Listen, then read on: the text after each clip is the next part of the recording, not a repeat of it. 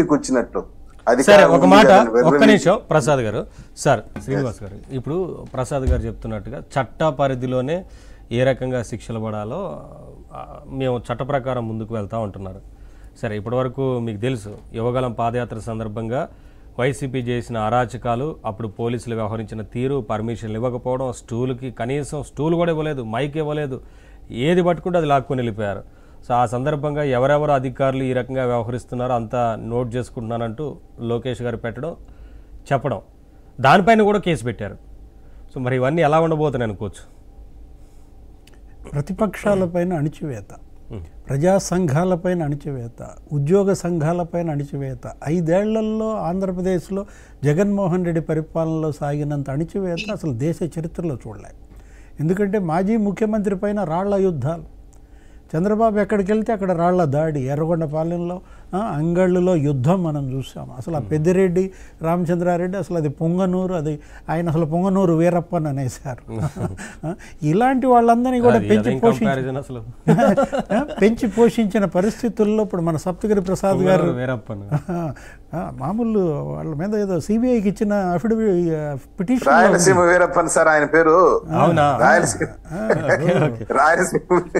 రామచంద్ర ఇచ్చిన ఇది ఉంది కదా, సిబిఐకి ఇచ్చినటువంటి పిటిషన్లో 35,000 కోట్ల అవినీతి సంపద అంటాం.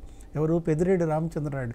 ఆయనే అన్నాడు కదా, అతను ఎవరికైతే ఎంపీ ఇప్పించాడో అదే ఆది మూలం అన్నాడు. ఏమని? మోటార్ సైకిల్ గతి లేనాడు ఇవాళ ఈ 1,000 కోట్ల సంపద ఎక్కడి నుంచి వచ్చిందని అతను అన్నాడు అనమాట పెద్దిరెడ్డి రామచంద్రారెడ్డికి. ఇప్పుడు సప్తగిరి ప్రసాద్ గారు లండన్ అనగానే విజయ్ మాల్యానో ఎవరినో గుర్తు చేశారు. ఏది అసలు లండన్ వెళ్ళే వాళ్ళంతా ఈ ఆర్థిక నేరస్తులు లండన్నే ఎందుకు ఆశ్రయంగా తీసుకుంటున్నారో మనకు అర్థం కావట్లేదు. నీరవ్ మోడీ కానీ, ఆ చోక్సీ కానీ, ఇప్పుడు విజయ్ మాల్యా కానీ రక్షిస్తున్నారా వాళ్ళు? లండన్ అనేది ఇవాళ ఆర్థిక నేరగాళ్ల పాలిట అది ఒక స్వర్గంగా మారింది. వీళ్ళు సంపాదించినటువంటి 1,000 కోట్ల సంపదకి అక్కడ రక్షణ, భారతీయ చట్టాల నుంచి రక్షణ. దానికోసమే కూతుళ్ళని లండన్లో పెట్టాడా ఏమో మనకు అర్థం కావట్లేదు. జగన్మోహన్ రెడ్డి కూడా జనరల్గా ఏంటంటే అమెరికా పెట్టుకుంటారు, అక్కడ స్టేట్స్లో చదివిస్తుంటారు. ఈయన మాత్రం లండన్ ముందు జాగ్రత్తగానే పెట్టుకున్నట్టుగా ఉంది, అక్కడికే వెళుతున్నట్టుగా ఉంది. అసలు కూతుళ్ళ భద్రత, లండన్లో కూతుళ్ళ భద్రత కోసం ఒక ప్రత్యేక చట్టం చేసిన ముఖ్యమంత్రినే. ఏది? లండన్లో ఉన్నటువంటి తన కుటుంబం, తన కూతుళ్ళు, తన లండన్ పర్యటనలో తన భద్రత కోసం ఒక ప్రత్యేక చట్టం తెచ్చుకున్నాడు. ఆ special security force. Andhra Pradesh CM 431 మంది పోలీస్ అనమాట. వాళ్ళకి మళ్ళీ పెద్ద బడ్జెట్, వాళ్ళ జీతాలు. ఇప్పుడు ఆయనకి ఆల్రెడీ ఇప్పటికీ జగన్మోహన్ రెడ్డి భద్రతలో 300 మంది కమాండోస్ ఉంటారు. వాళ్ళు చాలదన్నట్టుగా కూతుళ్ళు, ఆయన కుటుంబ సభ్యులు 431 మంది బందోబస్తుతో పెద్ద SSF తీసుకొచ్చాడు, స్పెషల్ సెక్యూరిటీ ఫోర్స్ అన్నమాట.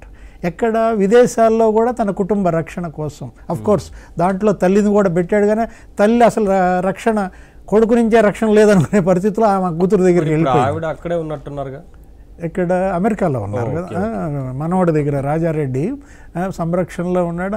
ఆమె ఇబ్బంది లేదు, ఆమెకి అసలు ఎవరి సెక్యూరిటీ అవసరం, మనవడే ఆమెని కాపాడుకుంటాడు, అది వేరే విషయం.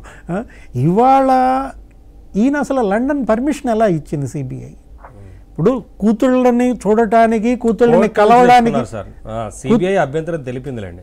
అదే కోర్టు ఎలా ఇచ్చింది? కూతుళ్ళని కలవడానికి, కూతుళ్ళని చూడటానికి తను లండన్ వెళ్తున్నాడంటే అనేక సందేహాలు. వీళ్ళల్లో కూతుళ్ళు ఇక్కడే ఉన్నారు, ఓటేయడానికి కూతుళ్ళు ఇక్కడికి వచ్చారంట. ఓటేయడానికి కూతుళ్ళు ఇక్కడికి వస్తే నువ్వు ఇంకా కూతుళ్ళని చూడటానికి లండన్ వెళ్ళటం ఏంటి అనే ప్రశ్న. లండనే కాదు సార్, అక్కడ నుంచి వేరే వేరే దేశాల పర్యటన ఉంది. జెరూసలేము, అది మొక్కులు చెల్లించడం కోసం వాళ్ళ నాన్న కూడా వెళ్ళేవాడు. ఎలక్షన్ జరిగిన వెంటనే రాజశేఖర రెడ్డి కూడా జెరూసలం పర్యటన ఒకటి పెట్టుకుంటాడు. 2004 ఎలక్షన్ తర్వాత, 2009 పర్యటన తర్వాత ఇతను కూడా వెళ్ళాడు. సరే మీరు వెళ్ళొచ్చు, వెళ్ళకూడదని మనం అనం. జగన్మోహన్ రెడ్డికి కోర్టు అనుమతి ఇచ్చింది, వెళ్తున్నాడు. కానీ మీ పర్యటనలకు ప్రభుత్వ ధనం దుర్వినియోగం క్షమార్హం కాదు. మీ